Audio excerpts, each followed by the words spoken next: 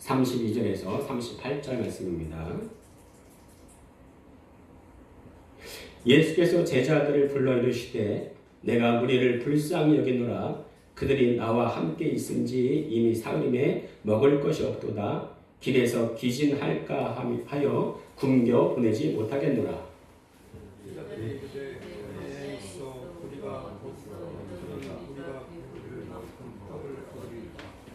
예수께서 이르시되 너희에게 떡이 몇 개가 있느냐 이르되 7개와 작은 생선 2마리가 있나이다 하거늘 떡 7개와 그 생선을 가지사 축사하시고 떼어 제자들에게 주시니 제자들이 무리에게 주매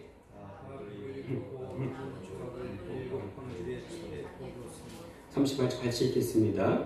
먹은 자는 여자와 어린이 외에 4천 명이었더라. 아멘. 할렐루야. 아멘. 우리 지난번에 믿음으로 아멘 하는 것이 얼마나 중요한가 우리 들어서 알고 계실 겁니다. 하나님께서는 이 아멘이라는 고백을 너무나 중요하게 여기시고 기뻐하세요. 예. 얼마나 좋으신지 우리가 아멘함으로 하나님께 영광 올려드린다고 말씀하십니다. 예. 아멘의 뜻이 뭐라 그랬어요? 당신의 말에 동의합니다. 믿습니다. 당신 말이 맞습니다. 이런 뜻이에요. 예. 이걸 한마디로 말하면요. 나는 당신의 뜻과 함께 하겠습니다. 당신과 같은 방향을 바라봅니다. 이렇게 해석해도 별 무리가 없을 것 같습니다. 예. 참으로 우리 생각과 또 고집보다 하나님의 말씀이 위에 서기를 기원합니다. 아멘. 예. 오늘도 말씀 듣기 전에 우리의 마음을 고백하고 시작하겠습니다. 시작. 오늘도 주님의 아름다우심을 보게 하소서. 아멘. 여러분은 인생 살면서 어떤 때 가장 답답함을 느끼시나요? 예. 예전에 어떤 분이 차를 운전하고 가다 보니까 앞차의 뒷유리에 이런 글이 써 있더래요. 답답하지요? 난 미치겠시오. 이렇게 써 있더라고요. 정말 앞에요. 왕초보 운전자가 가면은 얼마나 답답한지 몰라요. 예. 제가 예전에 내부 순환 도로를 타고 차를 몰고 가는데요. 가보신 분은 알겠지만은 오른쪽, 왼쪽 두 길로만 가는 방향이 있습니다. 제가 오른쪽 길로 가는데 왼쪽 길은 잘 빠지는데 이 오른쪽 길은 안 빠지는 거예요. 이상하다. 예. 그래서 저도 왼쪽 길로 빠져서 가다 보니까 그 이유를 알겠더라고요. 오른쪽 길에 왕초보 써있는 두 차가 나란히 가고 있는 거예요. 그러니 조금씩 가니까 오른쪽 길이 전혀 빠지지 않더라고요. 오른쪽으로 가는 차들은 앞에 무슨 일이 있나 답답해한 채 천천히 가고 있는 것을 본 적이 있습니다. 이것도 답답하지만요. 정말 답답한 것은요. 서로 말이 안 통할 때예요. 어떤 아내가 오랜만에 남편과 집에 있어서 영화를 보는데 창문으로 빛이 들어오는 거예요. 그래서 아내가 남편에게 커튼 좀 치고 와요. 그랬더니 남편이 커튼을 툭 치고 오더래요. 이게 바보야 뭐야. 아내가 할 말이 없는 거예요. 정말 답답한 남편 아니겠습니까? 그런데요. 오늘 말씀에 이런 아주 답답한 상황이 벌어지고 있습니다. 오늘 말씀을 7병2어의 기적이라고 합니다. 7병2어가 뭐예요? 7개의 떡과 그리고 2마리의 생선 그러는 거예요. 그런데 이 7병2어의 기적 전에 5병2어의 기적이 있었습니다. 5병의 기적은 뭐예요? 5개의 떡과 2마리의 생선. 5개의 떡과 2마리의 생선으로 5,000명을 먹이고 12광준이나 남는 그런 기적을 제자들이 목격했습니다. 자, 5병의 기적 다음에 7병의 기적이 일어나는데 제자들이요 전혀 변하지 않아요. 똑같은 반응을 보이고 있는 것을 볼 수가 있습니다. 아니 5병의 기적 때 5개의 떡으로 5,000명이 먹었다면 그렇게 예수님이 능력 있는 것을 봤다면 7병 때도 정말 예수님이 능력을 일으키시겠구나 이렇게 깨달아야 할 텐데 전혀 그러지 못하는 모습을 볼 수가 있습니다. 왜 그럴까요? 기적이 나를 바꾸지 못해요. 기적으로 사람이 바뀌지 않습니다. 우리가 살면서 기적을 맛볼 수가 있어요. 우리가 죽을 병에 걸렸다가 다시 살아날 수 있는 그런 기적을 맛볼 수는 있어도 그것으로 사람이 바뀌지 않습니다. 영적으로 성장하지 않으면 삶이 바뀌어지지 않고 새로워질 수가 없습니다. 그래서 교회 안에서는요, 영적으로 새로워지기를 간절히 구해야 돼요. 그렇다면 어떻게 해야 영적으로 성장하고 삶이 새로워질 수 있을까? 그 첫 번째는요, 내가 주님의 긍휼함을 입고 있다는 것을 알아야 돼요. 오늘 말씀해 보면 예수님은 병자들을 그냥 고치지 않으셨습니다. 32절에 보니까 어떤 말씀이 있어요? 내가 무리를 불쌍히 여긴다, 긍휼히 여긴다, 이렇게 말씀을 하십니다. 내가 영적으로 성장하려면요, 주님이 나를 얼마나 긍휼히 여기시는지를 잘 알아야 돼요. 얼마 전에 인터넷에서 아주 안타까운 소식을 접하게 됐는데요. 중학생인 아들이 엄마를 죽이고 나서 나는 촉법소년이라 처벌받지 않아요 버티다가 15년 구형을 받은 사건을 본 적이 있습니다. 그런데요, 알고 봤더니 엄마를 죽인 이유가 뭐 대단한 게 아니에요. 그 아파트 내 단지 놀이터에서 소음이 일어난 거예요. 그러니까 너무 시끄러운 거예요. 그러니까 아들이 듣기에 굉장히 불만이 일어났어요. 그러니까 엄마가 명절이다 그래. 가끔 있는 일이잖니 아이를 타일렀습니다. 그래도 이 아들이 시끄럽다고 경찰에 신고를 했어요. 그래서 엄마가 야, 너는 남은 배려하지 않고 네 권리만 주장하냐? 그럴 수도 있지. 책망하니까 이에 격분해서 흉기로 20여 차례 엄마를 찔러 죽인 사건이 일어났습니다. 그리고 경찰에 잡히고 나니까 나는 촉법소년이에요. 처벌받지 않아요. 나는 괜찮아요. 아주 뻔뻔하게 말을 하는 것을 인터넷에서 본 적이 있습니다. 이 사건을 보고 나서 너무너무 화가 났어요. 야, 우리나라 법이 좀 더 강화시켜야 되지 않나? 그런 생각도 들었어요. 그런데요, 또 생각해 볼 것은 평소에 이 아이가 엄마의 사랑 그리고 엄마의 긍휼을 알고 있었다면 과연 그럴 수 있었을까 이거예요. 절대 그럴 수 없습니다. 그래서요, 정말 자식들은요, 엄마가 나를 얼마나 사랑하는지, 아버지가 나를 얼마나 긍휼히 여기시는지 알고 있어야 돼요. 신앙도 마찬가지입니다. 주님이 나를 얼마나 긍휼히 여기시는지 알고 있어야 돼요. 왜요? 그 긍휼히 여기심이 바로 나를 구원하시기 때문에 그렇습니다. 우리 주보에 디도서 3장 5절 한번 같이 읽도록 하겠습니다. 디도서 3장 5절입니다.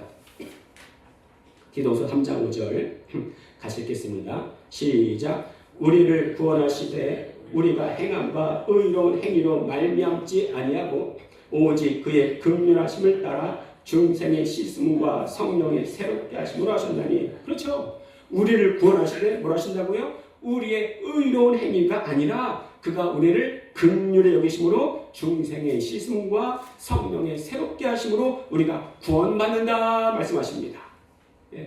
우리의 의로 구원받는다면 과연 누가 구원받을 수 있겠습니까? 아무도 없어요. 아무도 없어요.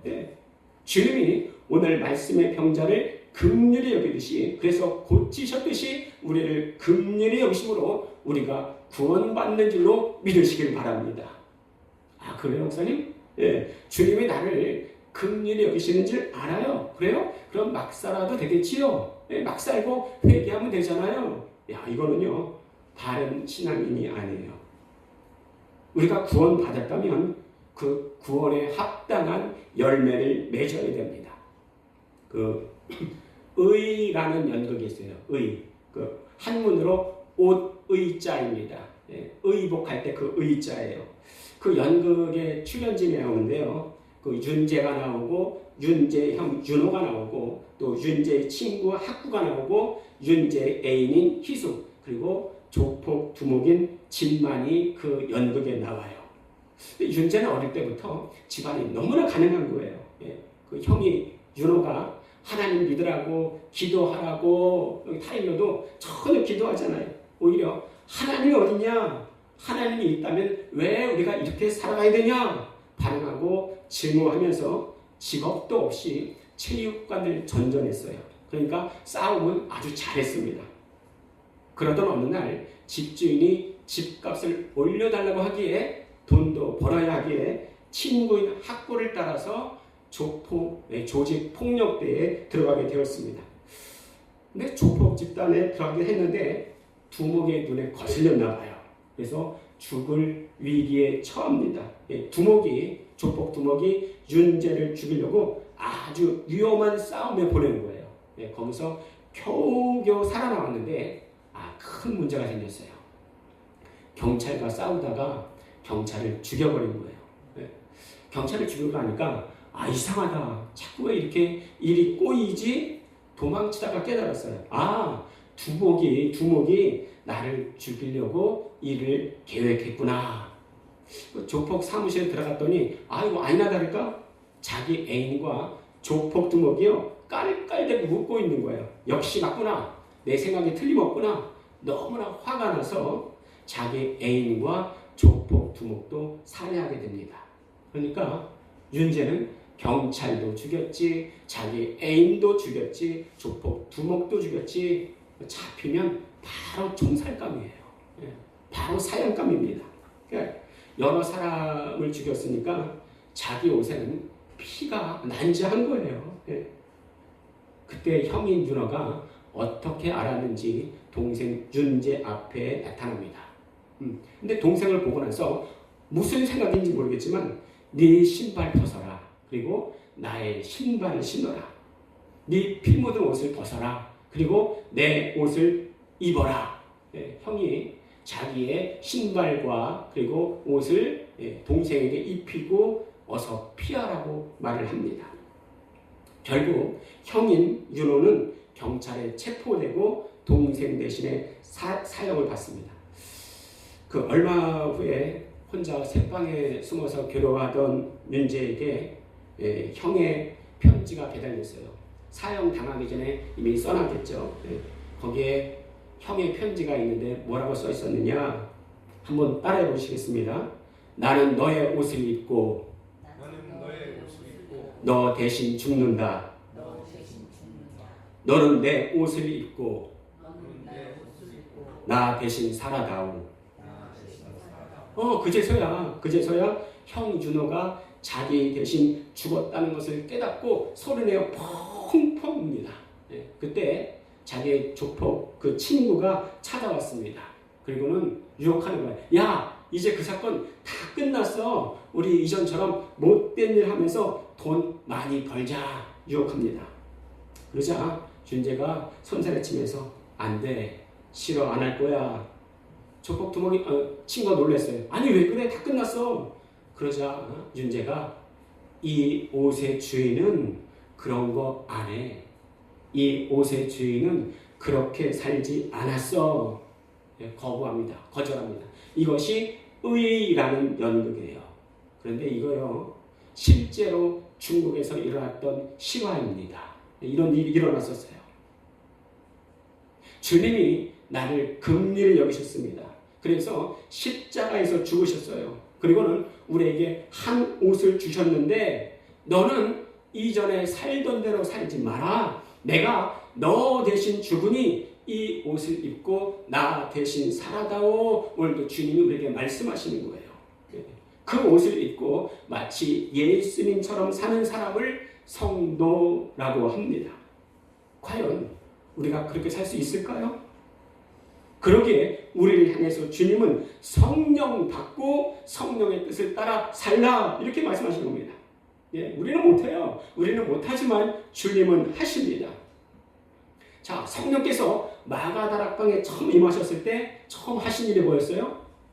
사람은요 자기의 입술, 자기의 혀를 통제하지 못해요. 야고보서에서 모든 것을 제어할 수 있지만 그 혀는 제어할 수 없다. 야고보서 말씀하시는데 성령께서 마가다락방에 처음 오셔서 하신 일이 혀를 제어하시고 방언을 말하게 하신 거예요.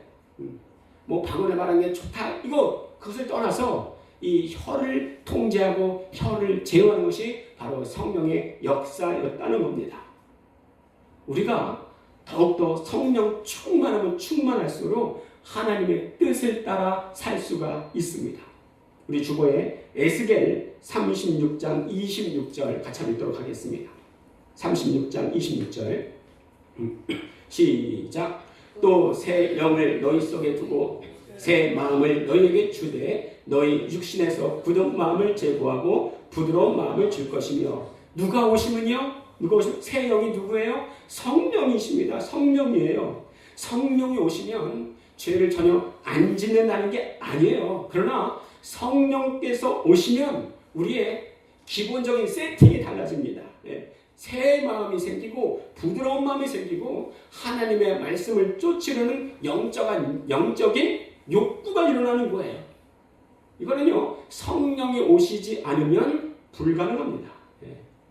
새 마음이 생기고 부드러운 마음이 생기고 하나님의 말씀을 쫓으려는 영적인 욕구가 일어나지 않는데 나는 성령 받았다 이렇게 말을 할 수가 없어요. 성령이 오시지 않으면 예수님의 마음 안으로 들어갈 수가 없습니다. 그래서 성령 받아라 그러는 거예요. 우리가 이전에 내가 예수님을 주라고 말하면서도 성령 받지 못한 사람을 성경에서 찾아 말씀드린 적이 있습니다. 성령 받으면요, 본인이 알아요. 귀신은요, 몰래 들어옵니다. 도적이니까 몰래 들어옵니다. 그런데 성령께서는요, 몰래 들어오시지 않아요. 왜 그래요? 성령님은 왕이십니다. 왕이 행차할 때는 몰래 하지 않아요.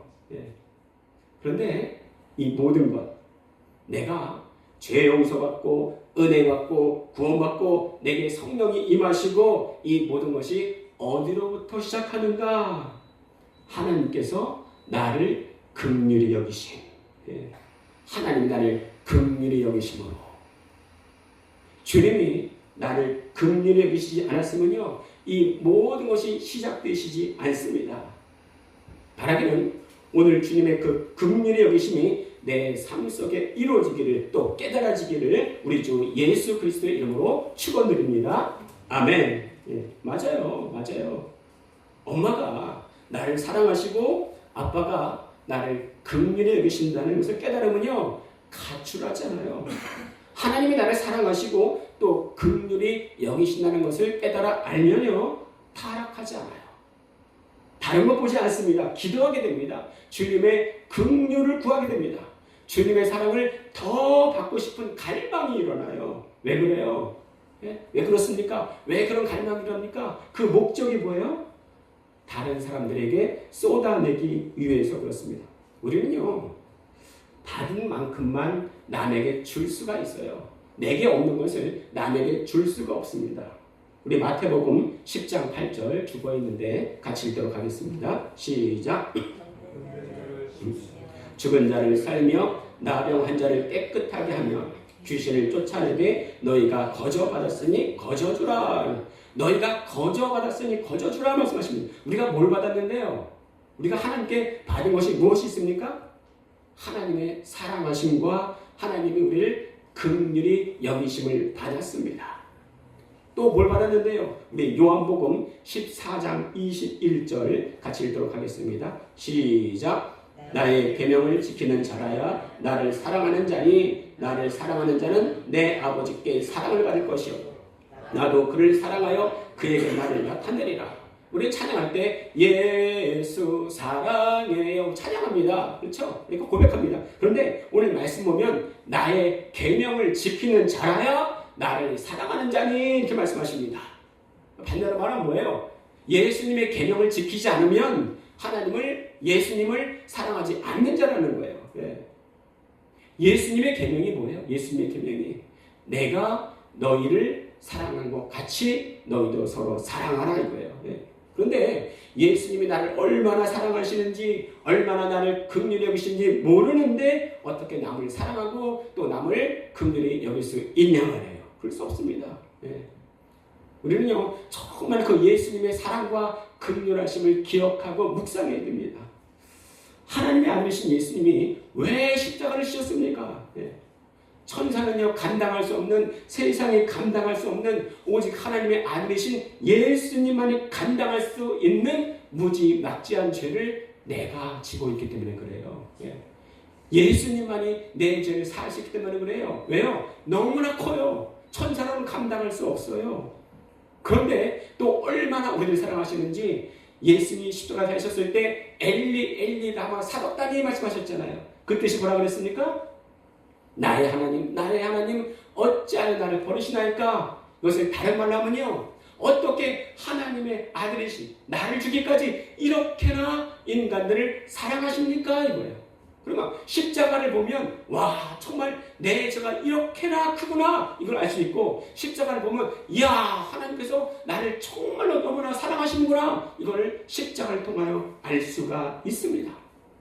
지난주에 로마서 5장 8절 말씀드렸잖아요. 우리가 아직 죄인 되었을 때에 그리스도께서 우리를 위하여 죽으사 우리에 대한 자기의 사랑을 확증하셨느니라 이 말씀하셨잖아요. 예수님이 십자가에 지신 것은 우리를 너무나 사랑하신다는 하나님의 확실한 증표입니다. 자, 오늘 말씀에도요, 예수님이 자기를 따라오는 백성들을 긍휼히 여기시고 땅에 앉게 하십니다. 오병이어의 귀족 때처럼요, 예수님이 제자들에게 먹을 것이 있냐, 제자들에게 물어보세요. 그때요, 제자들의 답변이 진짜 이상합니다. 우리 오늘 말씀 34절 한번 같이 읽도록 하겠습니다. 주보에 없는데 우리 성경 말씀 34절 같이 읽도록 하겠습니다. 시작. 이르시되 너에게 떡이 몇 개가 있느냐? 이르되 7개와 작은 생선 2마리가 있나이다. 자, 여러분, 제자들은요, 깨닫지 못하고 답답한 사람이라 할지라도 바보가 아니에요. 오병이어의 기적이 일어날 때는요, 제자들이 떡 5개와 생선 2마리가 있습니다. 정확하게 말을 하거든요. 그런데 오늘은 뭐라고 답변을 합니까? 떡 7개와 생선 2마리가 있나이다. 아니, 2마리면은 2마리예요? 3마리예요? 네? 2마리예요? 3마리예요? 제자들이요, 2마리, 3마리 셈을 못할 정도로 바보가 아니에요. 근데 왜 2마리가 있나이다 그랬을까요? 왜 그랬을까요? 아마도 첫 번째는 피곤해서 그런가 보다 우리가 그렇게 생각할 수도 있습니다. 그런데 진짜는 그런 것 같지 않아요. 제자들이 지금요, 비교하는 거예요. 차별하는 거예요. 오병의 기적은요, 유대인들을 대상으로 베세다 인근 지역에서 일어난 일입니다. 근데 지금 칠병이어의 기적은요, 이방인들을 대상으로 대가볼리 지역에서 일어난 사건이에요. 제자들이 지금요, 피곤하지, 지금 사역 대상이 이방인이지 관심이 있겠어요, 없겠어요? 관심 없습니다. 왜냐하면 이 당시에 이방인은요, 개보다 못한 존재예요. 자기가 피곤해 죽겠는데 자기가 개보다 못한 존재를 지금 사역하고 있으니까 너무나 싫어할 수도 있어요. 아마도 오병이어의 기적 때와는 그때 당시 사건 때와는 사뭇 다른 마음이었을 겁니다. 유대인들과 지금 이방인들을 비교하는 거예요. 차별하는 거예요. 어떤 사람은 비교를, 한 사람은 비참해지고 한 사람은 교만해진다, 이래서 비교라고 합니다. 사람은요, 관심 있는 것에만 자기 마음이 쏠리게 되어 있습니다. 관심이 없으면 모든 게 다 지겨워요. 여러분은 정말 오늘 주일 예배 나오셨는데 주일 예배에 관심 있으십니까? 만약에 그렇지 않다면 이 시간이 얼마나 지겨운지 몰라요. 정말 예배를 즐거워하는 우리 모두가 다 되기를 기원합니다. 아멘. 예수 잘 믿는 사람은요, 예수 잘 믿는 사람은 영적인 모든 행위를 기뻐하고 관심 갖는 사람이에요. 여기서 한경직 목사님을 모르시는 분이 없을 겁니다. 한경직 목사님이 은퇴하시고 남한 산성에 계셨는데 그 앞에 우리나라의 유명한 목사님들이 많이 모였어요. 그 유명한 목사님들이 한경직 목사님 앞에서, 목사님, 저희들 이렇게 다 모였는데 저희들에게 덕담 한마디 해주세요. 요청을 했더니 한경직 목사님이 가만히 있다가 입을 여셨대요. 목사님들 예수 잘 믿으세요. 이 말을 했다고 합니다. 아니 목사님 이래봐도요 우리가 이 나라에서 유명한 목사들이에요. 아니 그런 우리 보고 예수 믿으라니 자존심 상합니다. 이런 목사들이 한 명도 없었다는 거예요. 왜? 그 뜻을 잘 깨달아 알았으니까요. 근데요 그 말씀이요 우리 모두에게 다 해당되는 말입니다. 우리요 예수 잘 믿어야 됩니다. 내년에는요 제가 있는 동안은요 매년 표어가 똑같을 겁니다. 네. 어떤 표어냐 한번 따라해 보실게요. 이왕 믿으려면 제대로 믿자. 말씀에 뿌리 박힌 알곡 신자가 되자. 다시 한번 따라할게요. 이왕 믿으려면 제대로 믿자. 말씀에 뿌리 박힌 알곡 신자가 되자. 네, 그래요. 예수 믿으려면 잘 믿어야 됩니다. 제대로 믿어야 됩니다. 여러분, 귀신들도 예수님을 믿고 있다는 사실 아십니까? 귀신도 예수님 믿어요. 우리 야고보서 2장 19절 주보에 있는데 같이 읽도록 하겠습니다. 시작. 내가 하나님은 한 분이신 줄 믿느냐? 잘 아는도다. 귀신들도 믿고 떠는도다. 오늘 말씀에 잘 아는도다 하니까 진짜 잘한다고 생각하면 안 됩니다. 조소하는 거예요. 비웃는 거예요. 내가 하나님은 한 분이신 줄 믿느냐? 잘한다 잘해. 야 귀신들도 믿고 떨어. 근데 귀신의 그 믿음이 진짜인 줄 알아? 너도 제대로 믿어. 똑바로 믿어. 이런 말이에요. 똑바로 믿어. 이런 말이에요. 어떤 그 두 남녀가 결혼을 하는데 아들이 누구를 주례자로 세울까 하다가 자기 아버지가 서주면 좋겠다 싶어서 아버지에게 주례를 부탁했습니다. 야, 그런 사례가 어딨냐? 난 그런 사례를 본 적이 없어. 아버지, 저도 그런 사례를 본 적이 없는데요. 아버지만큼 나를 사랑하는 사람이 어디 있겠습니까? 그래서 아버지가 주례를 서줬답니다. 그 주례문 준비를 하다 보니까, 이게 준비하는 게 책이 한 권이 들어있는 거예요. 그거 주례 서면은 앞에 사람이 남아있겠나 생각해서 기도를 했습니다. 하나님, 할 말은 많고 주례사는 준비해야 되겠는데 어떻게 하면 좋겠습니까? 그랬더니 하나님이 지혜를 주시더래요. 그래서 딱 한 문장으로 끝내버렸습니다. 사랑하는 우리 아들 땡땡군, 사랑하는 우리 땡땡 며느리, 니들 예수 잘 믿어라. 이렇게 하고 딱 끝냈다는 거예요. 한경직 목사님들 예수 잘 믿으세요. 이 말씀과 주례자 아버지의 니들 예수 잘 믿어라. 여기에 우리의 모든 영적인 문제가 들어있는 것 같습니다. 그래서 오늘 제목이 뭐예요? 말씀의 제목이 새로워지는 기적 예수 잘 믿으세요 이겁니다. 이제 2024년도를 마무리하고 2025년도를 시작하기 이제 딱 한 달 남았는데요. 또 새해를 시작하면서 또 앞으로 많은 일들이 있겠지만 이것부터 시작하면 좋겠습니다. 이것부터 시작하면 좋겠어요. 이것부터 시작하면 좋겠습니다. 한번 따라해 보실까요? 나부터 예수 잘 믿읍시다. 다시 한번 나부터 예수 잘 믿읍시다. 다시 한번 나부터 예수 잘 믿읍시다. 우리 함께 기도하겠는데요. 새로워지는 기적은 말씀과의 만남이 있어야 됩니다. 성령은 말씀을 술에 삼고 오십니다. 말씀에 사로잡힌 내가 되게 하여 주시옵소서. 두 번째 기도 제목은 오직 성령으로 인도받는 나와 우리 교회 되게 하여 주시옵소서. 우리 주여 한번 부르시고 같이 통성으로 기도하도록 하겠습니다. 주여 살아계셔서